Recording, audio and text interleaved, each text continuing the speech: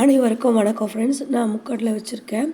கொண்டைக்கடலைன்னு சொல்லுவாங்க. இந்த கொண்டைக்கடலையை நான் தண்ணி விட்டு ஒரு நாள் நைட்டு முன்னாடியே நான் ஊற வச்சுட்டேன். அதனால் நல்லா வேக வைக்க போகிறேன் குக்கரில். இந்த கொண்டைக்கடலையில் நிறைய சக்தி இருக்குது. நோய் எதிர்ப்பு சக்தி, ஆற்றலை கொண்டைக்கடலை அதிகரிக்குது. அடுத்ததான் கொண்டைக்கடலையில் மேங்கனீசு, தையமின், மெக்னீஷியம், பாஸ்பரஸ் போன்ற கனிம சத்துக்கள் குக்கரில் நான் வச்சுட்டேன். நல்ல விசில் வருது.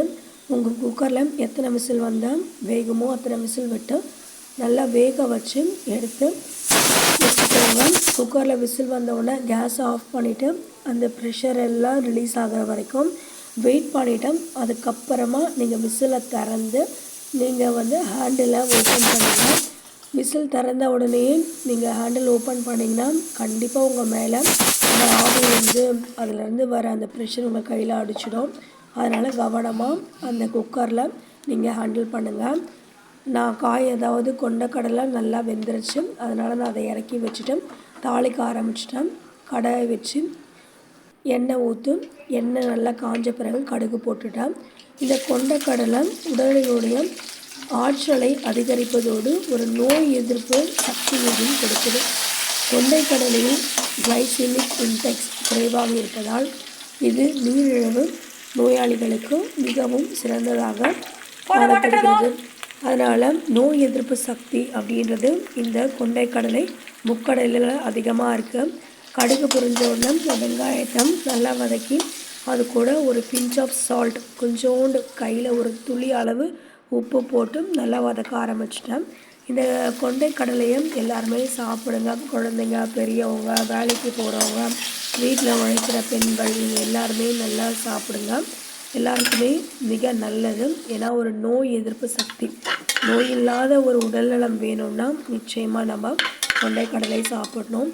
இந்த கொண்டைக்கடலையை முக்கடலையை நான் தனியாக எடுத்து வச்சுருக்கேன். ஏன்னா எங்கள் மாமியாருக்கு அவங்க காரம் போடாமல் கேட்டாங்க. அவங்களுக்கு காரம் ஒத்துக்காதனால.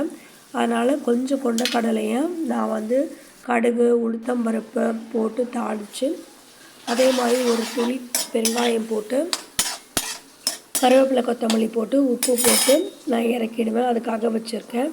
இப்போது இந்த வெங்காயம் கூட தக்காளி போட்டு வதக்கிட்டு பூண்டு போட்டு நல்லா வதக்கிட்டு அதுக்கப்புறமா நான் கொண்டைக்கடலை இருந்துச்சு இல்லையா, அந்த தண்ணியை நீங்கள் வெளியில் ஊற்றாதீங்க. தண்ணியோடு கொண்டைக்கடலையோடு சேர்த்து குழம்புக்காக நீங்கள் ஊற்றிடுங்க.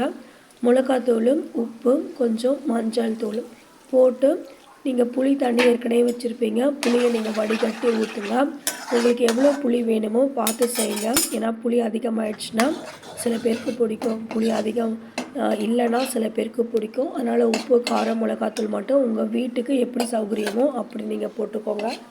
குழம்பு ரெடி ஆகிடுச்சு. இந்த குழம்பு நான் என்ன பண்ண போகிறேன்னா என் வீட்டுக்காருக்கு குழம்பு எடுத்து நான் ஊற்றிட்டேன். ஸோ இந்த கொண்டைக்கடலையே எல்லாருமே சாப்பிடுங்க. நாங்கள் கொண்டைக்கடலை ரொம்ப நான் விசேஷமாக செய்வேன், அடிக்கடி செய்வேன். ஒரு வாரத்துக்கு 2 தடவையாவது நான் செய்வேன். ஏன்னா பாப்பாவுக்கு அது கொடுத்து பழக்கம் பண்ணி வச்சுருக்கேன். எங்கள் மாமியாருக்கும் அவங்க சாப்பிடுவாங்க, எங்கள் வீட்டுக்காருக்கும் நான் செஞ்சு கொடுப்பேன்.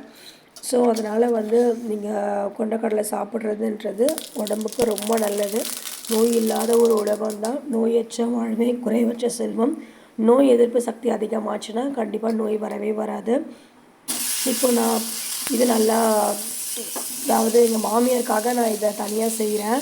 ஏன்னா அவங்களுக்கு காரம் ஒத்துக்காது. சின்ன ஒரு கடாயில் இது நான் சாவனா ஸ்டோரில் வாங்கினேன். எனக்கு ரொம்ப பிடிச்ச பாத்திரம்.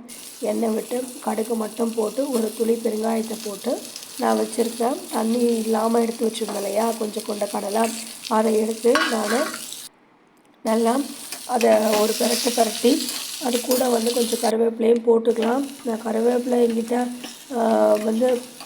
கடையில் அந்த சீசனில் எனக்கு கிடைக்கல. அதனால் ஆனால் நான் எப்போ போய் கேட்டாலும் எனக்கு கருவேப்பிலை கொடுப்பாங்க. கடையில் போக நேரம் இல்லை, வேலை அதிகமாக இருந்ததுனால. ஸோ இந்த கொண்டைக்கடலை ஒரே விஷயந்தான். கொண்டைக்கடலை நோய் எதிர்ப்பு சக்தியை அதிகமாக்குது. அதனால் நீங்களும் நிச்சயமாக சாப்பிடணும், ஆரோக்கியமாக இருக்கணும்.